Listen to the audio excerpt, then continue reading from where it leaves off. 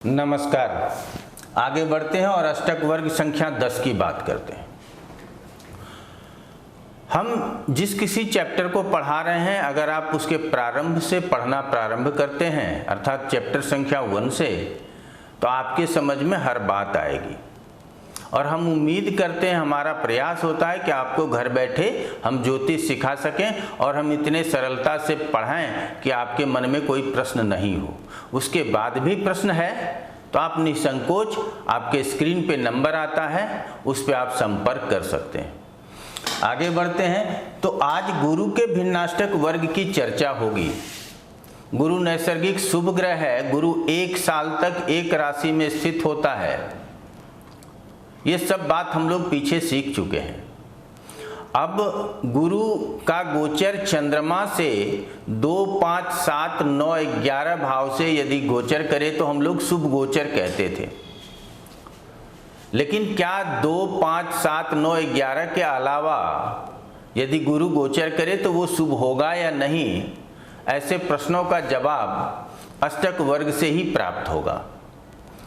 अब अष्टक वर्ग में सिर्फ चंद्रमा से नहीं, अर्थात सूर्यादि 7 ग्रहों से, जब हम सूर्यादि 7 ग्रह बोलें तो आप राहु केतु को अलग रख लीजिए, से प्राप्त शुभ अंक या प्राप्त शुभ स्थान में प्राप्त अंक से यदि कोई ग्रह गोचर कर रहा है तो उसका फल हम लोगों को शुभ कहना चाहिए। तो गुरु का सूर्यादि ग्रहों से गोचर बस गुरु के लिए शुभ भाव कौन कौन से हैं, इसको यहाँ पर लिखा हुआ है कि सूर्य से पहले, दूसरे, चौथे। अब सूर्य यहाँ है तो गणना पहले, दूसरे, तीसरा छोड़ देंगे, चौथे, 5वां, 6ठा छोड़ दें, 7वें, 8वें, 9वें, 10वें और 11वें में यदि गोचर कर रहा हो वर्तमान समय में तो शुभ गोचर कहेंगे। तो इसी तरह से अब ये जो शुभ गोचर है वही यहाँ सूर्य के लिए प्राप्त अंक है। अब इस अंक को किस तरह से देते हैं ये हम लोगों ने पीछे समझ लिया है, और बुद्ध तक जब हम लोग जान लिए तब यहाँ समय जाया न करे और कुछ पढ़ा जाए। तो ये आप लोगों को फिर भी हम एक जैसे शनि के विषय में जानते हैं तो सबसे पहले देखना है कि शनि किस राशि में स्थित है, तो सिंह राशि में। तो गणना सिंह से प्रारंभ हुई। शनि ने अंक कहाँ कहाँ दिए, तो 3, 5, 6, 12 में। तो सिंह राशि से जब गणना प्रारंभ करेंगे तो शनि के लिए 1, 2, 3, 4, 5 में अंक दिए, 6 में अंक दिए, 7, 8, 9, 10, 11 छोड़ के फिर 12 में अंक दिया गया। तो कुल अंकों की संख्या 4 हुई, तो यहाँ 4 लिख दिया गया। तो सरल हो गया। अब क्या है कि हम लोगों को किसी भी ग्रह का विन्नाष्टक वर्ग जब बनाते हैं तो एक राशि में, किसी भी राशि में प्राप्त कुल अंक, अब इधर वाले अंक को नहीं लिखना है, एक राशि में प्राप्त कुल अंक ही उस राशि में स्थित कर देंगे। तो देखिए यहाँ वृश्चिक में 1, 2, 3, 4 अंक प्राप्त हुए, तो यहाँ हम लोग वृश्चिक में क्या लिख देंगे, 4 लिख देंगे। अच्छा, राउंड लगाने का भी मतलब हमने बताया हुआ है ताकि यहाँ 8 लिखा है तो कोई कंफ्यूज ना हो, इसके लिए हम उसको घेरे के अंदर डालते हैं कि ये अष्टक वर्ग से प्राप्त अंक है। अब धनु में देखें 1, 2, 3, 4, 5, 6, 7, 8, अर्थात धनु में कुल 8 के 8 अंक प्राप्त हो गए। तो अब इस जातक के लिए यदि हम चंद्रमा से देख रहे थे तो दूसरे में हम लोग शुभ गोचर तो कह ही रहे थे गुरु का। अब यहाँ 8 अंक प्राप्त है तो ये बात तो सही हो जाएगी, लेकिन यदि अगले राशि में कम हो, तीसरे में तो हम शुभ गोचर नहीं कहते हैं। तो ये सब समझना है। आगे बढ़ते हैं। धनु के बाद देखिए मकर में 1, 2, 3 अंक प्राप्त है, तो मकर में यहाँ हम लोग 3 लिख देंगे। मकर के बाद कुंभ में चलते हैं, 1, 2, 3, 4 अंक प्राप्त है, तो यहाँ हम लोग 4 अंक लिख देंगे कुंभ में। कुंभ के बाद मीन में देखेंगे 1, 2, 3, 4 अंक प्राप्त है, तो मीन में भी हम लोग 4 अंक दे देंगे।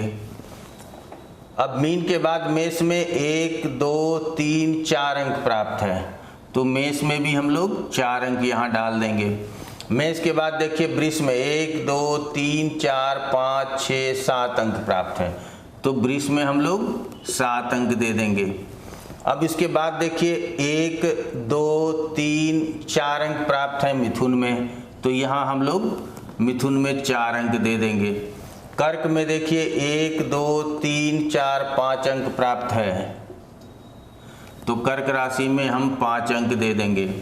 सिंह में देखिए 1, 2, 3 अंक प्राप्त है, तो हम लोग सिंह राशि में यहाँ 3 अंक दे देंगे। कन्या में देखते हैं 1, 2, 3, 4, 5, 6, 7 अंक प्राप्त है, तो कन्या में हम लोग 7 अंक दे देंगे। और तुला में 1, 2, 3 अंक प्राप्त है, तो तुला में 3 अंक दे देंगे। ये हमारा भिन्नाष्टक वर्ग प्राप्त हो गया। अब इसी वर्ग को आधार मानकर हम लोग आगे एकाधिपत्य शोधन और त्रिकोण शोधन आदि के विषय में समझेंगे। लेकिन यहाँ गोचर को कैसे समझें, तो यहाँ गोचर के ग्रह को जानना जरूरी है। और इस प्रस्तारक में या इस भिन्नाष्टक वर्ग में हम गुरु के ही गोचर को समझेंगे। ये नहीं कि सूर्य का भिन्नाष्टक निकाल लिया और वहां गुरु का गोचर देख रहे हैं। जिस ग्रह के गोचर की बात होगी उसी का प्रस्तारक या भिन्नाष्टक आप प्राप्त करें और वहां पे हम लोग गोचर देखें। अब इसके लिए क्या जरूरी है, तो सबसे पहले ये जरूरी है कि किस राशि से ग्रह गोचर कर रहा है। तो वर्तमान समय में यदि कहें या कभी भी कहें कि धनु राशि से गोचर कर रहा है, तो धनु राशि के पहले कक्षा में भी अंक है, दूसरे में भी, अर्थात सभी कक्षा में अंक है। तो क्या होगा कि धनु राशि का गोचर हमारे लिए बहुत ही अच्छा हो जाएगा। लेकिन ये दूसरा गोचर था, चंद्र लगन से भी दूसरा गोचर अच्छा था, तो यहां तो हमारा बात सटीक हो गया। लेकिन जैसे 11वें गोचर की बात करेंगे तब हमारे लिए परेशानी आएगी। या मान लीजिए कि दूसरे के बाद ये दूसरा हो गया, हमको देखना गुरु जहां स्थित है वहां से, तो गुरु यहां स्थित है, तो यहां से 1, 2 ये दूसरा हुआ। तब अब क्या कहेंगे कि अच्छा है, गोचर नहीं है। तो जहां 8 अंक से गोचर कर रहा है वो तो अच्छा कहेंगे, लेकिन 4 अंक से गोचर कर रहा है तो वो औसत है। और इसमें लगभग 4 अंक से ऊपर ही गोचर करे गुरु तो ज्यादा अच्छा। अब हम कक्षा नंबर 1 के स्वामी शनि, 2 कक्षा के स्वामी गुरु, 3 के स्वामी मंगल, 4 कक्षा के स्वामी सूर्य और 5वें के स्वामी शुक्र, इस तरह से इसको भी हम लोगों ने जान लिया है। और पहले कक्षा का मान 3 डिग्री 45 मिनट, दूसरे कक्षा में 3 डिग्री 45 मिनट जोड़ दीजिए तो 7:30 हो जाएगा। तो इस तरह से कक्षा का मान भी हम लोगों ने जाना है। तो पहले राशि को जान लिया कि किस राशि में गोचर कर रहा है। अब उस राशि में कितने अंशों पर गोचर कर रहा है। यदि मान लीजिए कि 14 से 15 डिग्री के बीच गोचर कर रहा है तो हम क्या कहेंगे, चौथे कक्षा में गोचर कर रहा है। और मान लीजिए कि मिथुन राशि में गोचर कर रहा है तो हमको पहले मिथुन पकड़ना है। 1, 2, 3, 4 चौथे में तो अंक है, लेकिन कहें कि 6 से 7 डिग्री में गोचर कर रहा है मिथुन राशि में, तो 6 से 7 डिग्री की बात हो रही है, तो वो दूसरे कक्षा में होगी। यहाँ अंक नहीं है, अर्थात अंक रहित गोचर होने पर शुभ परिणाम की अपेक्षा न रखें। ये तो हो गया। अब क्या है कि अंक है और या फिर नहीं है। मान लीजिए यहाँ तीसरे में अंक, दूसरे में अंक नहीं है लेकिन तीसरे में अंक है, अर्थात 7.5 डिग्री के आगे बढ़ते ही गुरु अंक सहित गोचर करेगा। उस कक्षा के स्वामी ने अर्थात मंगल ने वहां अंक दिए हुए हैं, तो हम फल को शुभ कहेंगे। तो अब ये जो दूसरे में पहुंचने पर, तीसरे में पहुंचने पर जो हम फल को शुभ कह रहे हैं, ये आप इससे डेट प्राप्त कर सकते हैं कि किस डेट को जो परिणाम आना है वो शुभ परिणाम आना है, तो किस डेट को प्राप्त होगा। तो हम लोग धीरे धीरे जगह पे पहुंच रहे हैं, अपना दायरा जो है सो एकदम सूक्ष्म करते जा रहे हैं कि हम कितने सटीक जो है सो भविष्यवाणी कर सकें। जब आपको डेट मालूम हो जाएगा तब क्या कहेंगे कि हाँ फल प्राप्त हो जाएगा।